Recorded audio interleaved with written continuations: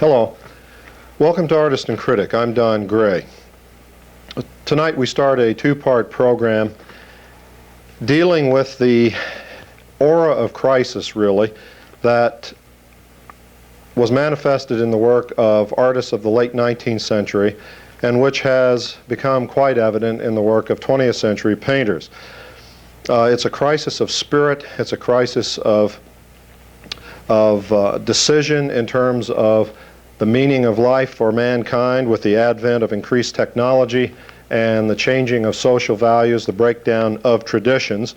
And I'm going to begin the discussion with the four post-impressionist artists, Cézanne, Gauguin, Van Gogh, and Seurat, and find out evidences of really a personality split, a desire for personal integration of that split, a personal fulfillment, artistic fulfillment, as evidenced in their subject matter and certain points that will become obvious as we go along.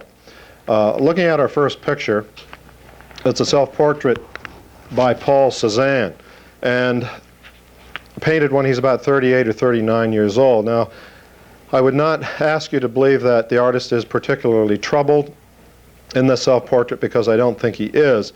Early in his career, he is overwhelmed by his own emotionalism, his difficulties in dealing with his life, his sexual aspect, his finding personal fulfillment, finding meaning for his life.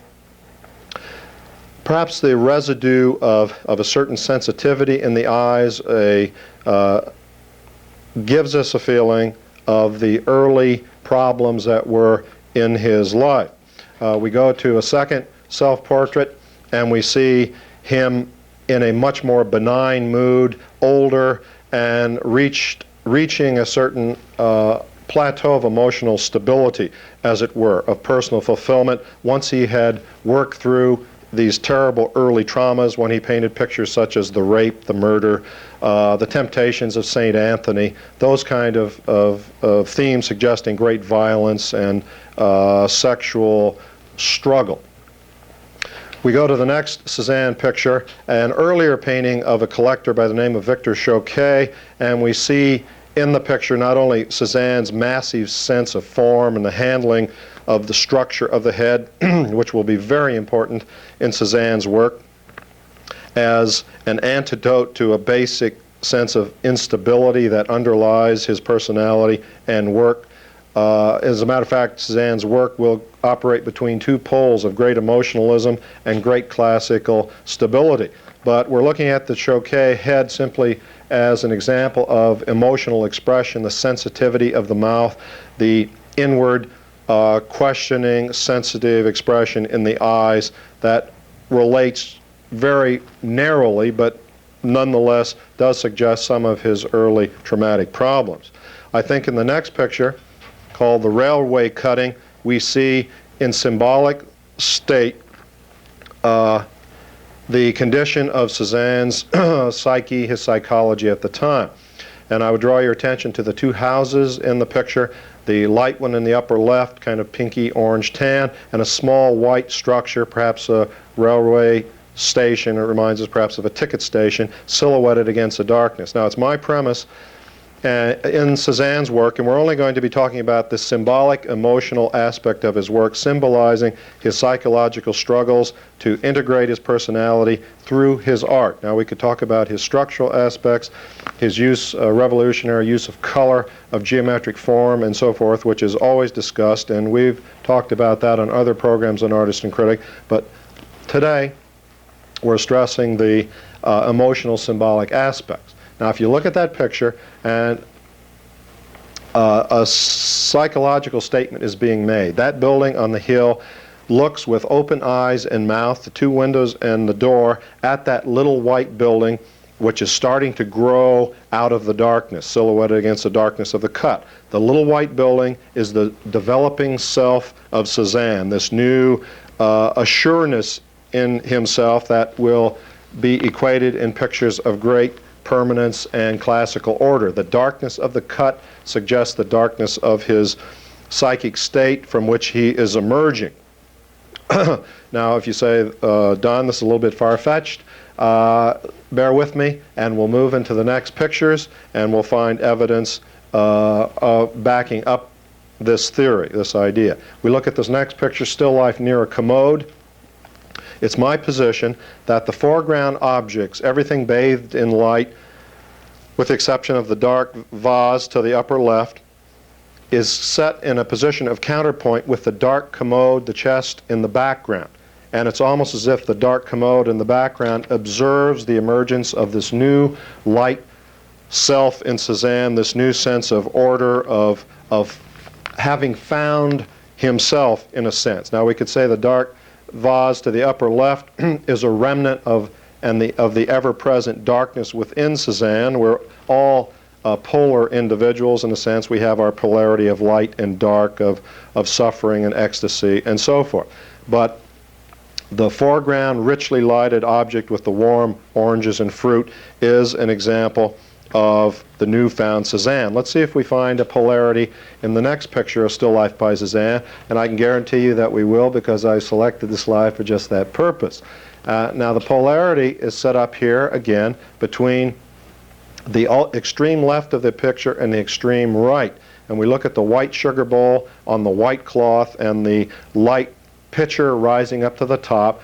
That's one extreme of the picture, and you look in the upper right-hand corner of the painting, we see what presumably is the bottom of a table with its stand, its pivot stand, but it looks almost like a dark head or some kind of organic, irregular, rather moody shape. And it's my position, just talking about the single aspect of Cézanne, that we're looking at the two sides of his personality, the emerging, fulfilled, spiritual, equable, balanced, ordered classical side, in a sense, overcoming but nonetheless not eliminating the darker, primitive underbelly of his personality, which underlies all of ours. And we could say the his emotional nature, his unconscious, if we got into psychological terms, Jungian psychological terms. Now we go to the next picture, and look what we have here. We have two figures, one white, and one red and black. Now in color symbolism, white can mean purity or spiritual fulfillment. It can also have negative connotations. And red is the color of life, of blood, of passion, and black is the color of death, melancholy, despair, all the darker emotions. And I would suggest to you that we're seeing in a picture that looks simply like painting of two figures, perhaps one of them his son and a son's friend, that we have really Cézanne's psychic state in relative harmony at this point between the darker side and the lighter side, the intellect and the emotions in a sense. In the next picture, Still Life with Plaster Cupid, I would suggest that one of the qualities of the picture is the triumph of the self, the triumph of an intellectual balance, in a sense, not destroying the emotional undercurrent, because the greatness of Cézanne's work is that it has both the emotions present richly, sort of the furnace heat of underneath the ordering strength of his mind and intellect. It's romanticism and classicism, if you will, entwined in a single artist, and the classical integrated elements of order are symbolized by the white foreground figure, which dominates the picture and sets off against the slanting of the canvases against the wall, the darker quality of them, which is of the emotional, unpredictable, temperamental side of any person. We go to the next picture, and we are looking at a vase of flowers. This is not Paul Cézanne, but Georges Seurat, the pointillist artist, and I would suggest that we are looking at a self-portrait of Seurat. Whenever an artist paints a single object, focuses on it with great exclusion of everything else, the artist is showing us himself. And I would also say, carrying on the theme of Cézanne of light and dark, that the combination of the light falling upon the vase and the flower and the darker background suggests the emergence or the confluence of the lightness in Seurat's spirit with his darkness, the lightness of the spirit and intellect opposed to the darkness of the nether regions of the emotions. Let's see this same light-dark theme continued in the next picture by Seurat, which we began with Cézanne. We look at trees and houses. Look how the light houses, the light wall, emerge from and are surrounded by those dark, rather brooding, mysterious, mystical trees. And I would suggest to you that this picture by the artist of great mathematical precision and order, the instigator of pointillism, which we'll discuss briefly in a moment, is at heart a romantic who is exploring both sides of his personality, the emotional, mysterious side, and the lighter side emerging, which I think symbolizes his personality, his self. We go to the next one by Seurat, Path with Watering Can. Note the color of the path is light. The watering can is light, and look where it leads to in the distance, to the darkness of the trees beyond the wall. And the contrast is the lightness of the foreground elements of his personality, his intellect, his aspiring hopes, his spirit, in a sense, against, in this picture, trying to come forward and keep behind that wall of consciousness, the darker worlds, unpredictable worlds of the unconscious. Let's see this theme of light and darkness continued in the next picture by Seurat, Horses in a River. And look at the confluence of black horse and white horse, and how the,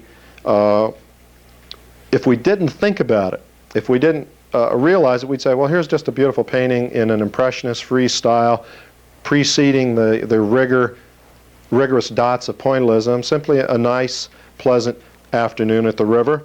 But when we begin to look at the pictures and respond to the sense of mystery that's in all of Seurat, we notice that he always has this light-dark relationship, which tells us of his personality. And in this picture, future fulfillment will be found upriver to that light burst, mysterious bridge and town in the background. See, that in a sense is heaven. That is his goal. We'll talk later in the program, if we have time, about Cézanne's painting of Mount Saint-Victoire. Mount Saint-Victoire will symbolize a sense of permanence in the durability of the mountain, the fact that he has found himself, he has seen his goal, which will be equatable really with the white plaster Cupid. He has found himself as he identifies with the mountain. Look at the light-dark contrast in the next painting by Seurat of the same situation, although this time the light darkness is in the lower left-hand corner, the dark man and the man in the white coat. And look how the man in the black seems to look toward that light, distant heavenly city, as it were, glowing in the light of the distance. Look for the white element in the next picture by Seurat, the study for Le Grand Jatte, an island in the Seine just outside of Paris. Look how our eye is drawn immediately to the center of the picture, that little girl in white. And I would suggest to you that that is the counterpart of Cézanne's little white building in the darkness of the railroad cutting as it emerges in Seurat's picture, and that in both cases it's the emergence of the artist's self, small and growing to become larger and more dominant in future works as the artist's own self, his own innate inner being develops. Now we have a very poor reproduction of the finished picture, the Sunday afternoon on the island of Le Grand Jatte, and the colors are off and so forth, but we see his highly developed pointillist style where the figures become rather rigid, cleanly outlined, and the picture is made of a myriad, endless series of little points of paint or dots, and hence the title for his particular style of pointillism. Now what I'm saying, and the idea that we're developing here in these artists, is that the nature of life is such in the late 19th century, with the emerging presence of the 20th, all these pictures are painted in the 1880s, 1890s, that the psyches of the artists, as being very, very sensitive, that's one of their functions as artists, to be the antenna of society, they are responding to the coming pressures of the 20th century. The 19th century is industrialized. There are tremendous pressures at that time, which become enhanced as we know all too well in our own time. We only have to think of the First World War, for example, as one of the major traumas of our century, to say nothing of the other coming traumas of wars, of social upheavals, of shifting, of dislocation of population groups from rural to urban settings, the breakdown of religious traditions, so that mankind becomes a rootless, drifting entity, cut off from its great past in the sense of the roots of the past that give mankind security. And what we're seeing in Cézanne, Seurat, we'll see in Van Gogh and Gauguin, is the search for roots, a new personal identity, a new integration of the self in relation to contemporary problems. And this is what these white and light and dark objects, the little light figures that grow stronger, represent this new seeking for a security of self and development. Let's go to Vincent van Gogh in his painting of the Orchard in about 1888. He's just left Paris. He's gone to Arles in southern France to find his own particular paradise, to fulfill his struggle for personal vision. And let's keep in mind the light and dark elements. What are they? Well, obviously the light elements are these bursting fruit trees, whether almond or peach.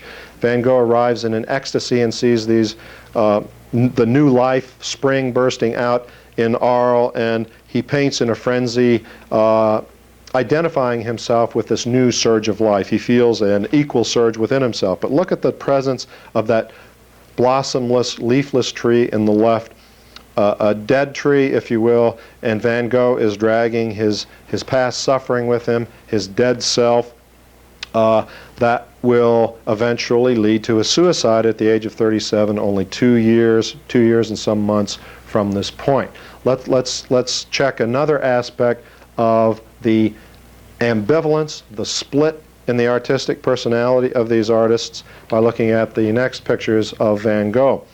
Now, what I'm doing here is contrasting the mood of this picture with the one to come up. This one, called Market Gardens, is one of the most stable, classical, balanced pictures that have ever been painted, and many people who know Van Gogh only superficially will not realize that he has this tremendous sense of order and stability in his work. And everything is in its place. The distant fields break up into orderly patterns and go back to strongly conceived hills in the distance. Now, keep in mind the order, the balance, the essential horizontality of the picture. And let's compare that side of his personality with the next side, the study of cypress trees done during his period of crisis in 1889-90. Look at the writhing, twisting quality of the cypresses, almost like flames. The ground seems to writhe, the bushes and grasses like flames.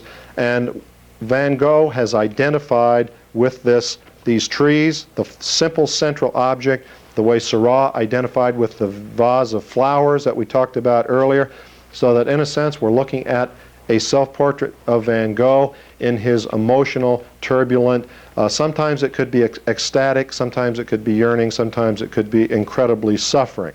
And Van Gogh, as the picture rises out of the top, yearns for something better than the earthly hell that he has found. And if we have time, we'll see his Starry Night later in the program, which is the final synthesis and symbolic expression of this aspect of his personality.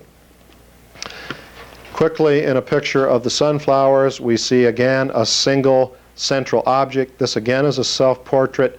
We see his psychic state barren, as some of the leaf heads of the sunflowers are barren, twisted and tormented as some of the blossoms are tormented. There are different states of torment. Some hang and lose their leaves, some are jaggedly frustrated, and others are sort of placidly, benignly accepting of their suffering, as for example the one on the right, where the right center, where the one has sort of a vertical little closed dark mouth in a sense, as if it's lost its final strength. And we compare this to the picture coming up, Van Gogh's bedroom in Arles, and the bedroom becomes, in a sense, a portrait of the man. This is his refuge from a world that does not understand him. This is a place where he can perhaps gather what peace he can find in a world that is full of torment, struggle, and unending stress. A series of self-portraits reveal Van Gogh's struggle, and again we're talking about not only the personal problems of the artists, but how they reflect the problems of their society and the times of the society. Too often the Chamber of Commerce at any time will say this is the best of all possible times, prices are lower than they could be, everybody has a good job, and we all try to believe that things are going well. If we look to our artists, the good artists, even the bad ones quite often, will reveal the problems that we're facing in our time. Look at the stress in this man as he arrives in Paris in 1886, 1887. And the eyes, the sense of strain and torment. We go to the next picture. That's all right. Go ahead. We'll take care of a little business here. And we go to the next picture, and we see Van Gogh as envisioned by Gauguin.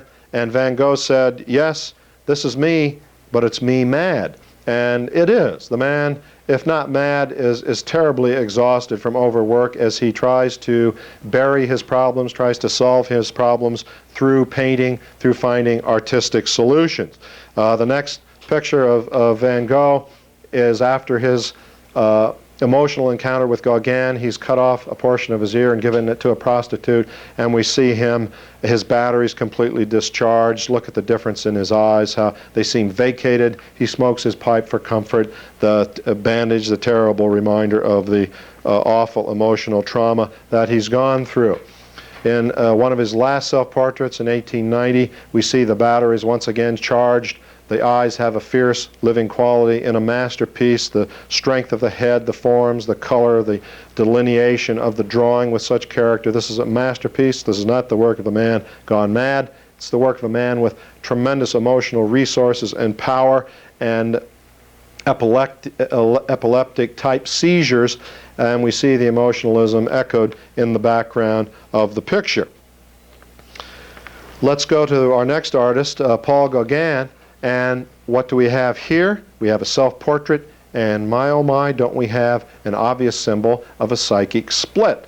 Gauguin puts one world on the left and another world on the right. The world on the left is symbolized by his painting the Yellow Christ, which can represent Western civilization, of course, and Christianity, while on the right we have a primitive idol, a pagan, heathen symbol, in a sense, of the primitive, simple life that Gauguin has always cherished as a possible place to retreat to escape the evils of civilization, which we've been talking about in the program, to re-establish the roots of mankind deep within primitive existence, finding one's way back to nature, in a sense, moving from the urban environment, the urban ghetto, back to the rural existence, searching for a Tahitian paradise untouched by the strife and problems, and as Gauguin saw it, the dehumanization of civilization. He said, "I'm looking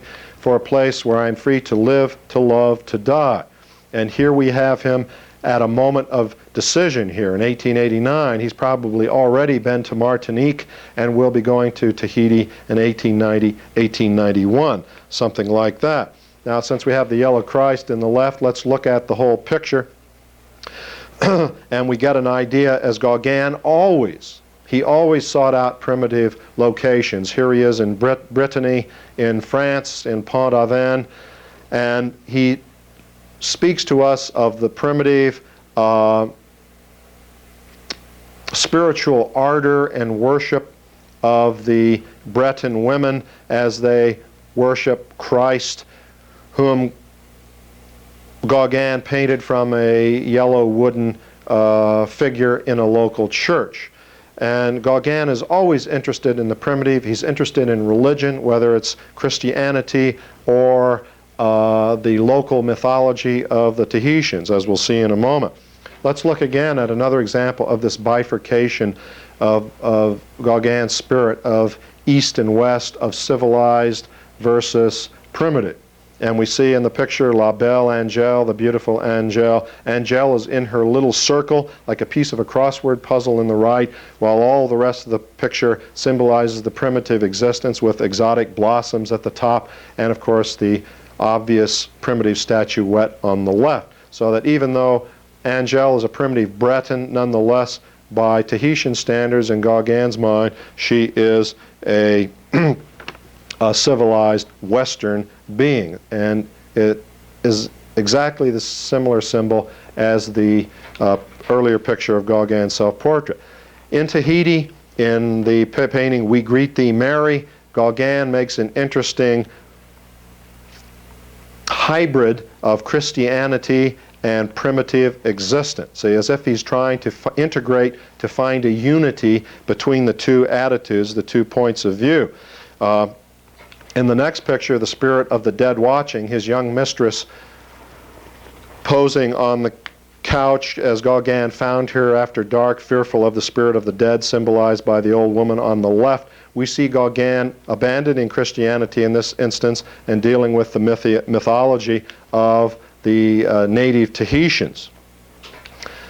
In the next picture, Woman with a Mango, Gauguin really comes to his final statement in the sense of he has found his primitive Eve.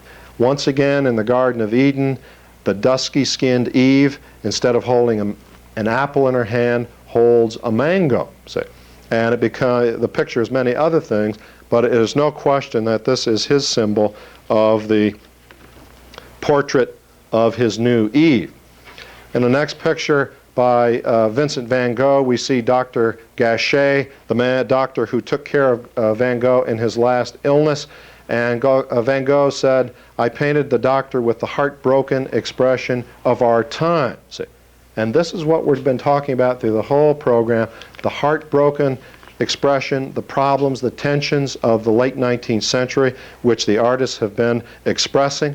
And I would suggest to you that not only Van Gogh saw this, but all of the other artists and a number of other artists saw this. Look at this painting by Edgar Degas, painted 15 years earlier, Woman with the Flowers. Look at the thoughtful quality in the head, the flowers symbolizing the explosion of the woman's psyche, in a sense. Look at this next painting of 2 figures in a cafe by Degas. Look at the heartbroken expressions, the ennui and the boredom in their faces. Look at this similar painting by Lautrec, influenced by Degas. 2 women, 2 figures, the man drunk and in his cups, the woman saying, "Surely there's something better than this old lush," in a sense. And it goes on and on in the final picture by Renoir, which perhaps we won't have a chance to see. We see the suffering of the people of the time. And this has been the premise of my program, that there have been unspoken tensions in the late 19th century, which have been revealed by the artists and which we are suffering from. We are the ancestors of them today, and we will see these problems clearly expressed in the art of our time in the next program. Thanks very much. The program's Artist and Critic. I'm Don Gray. Thanks very much for being with me.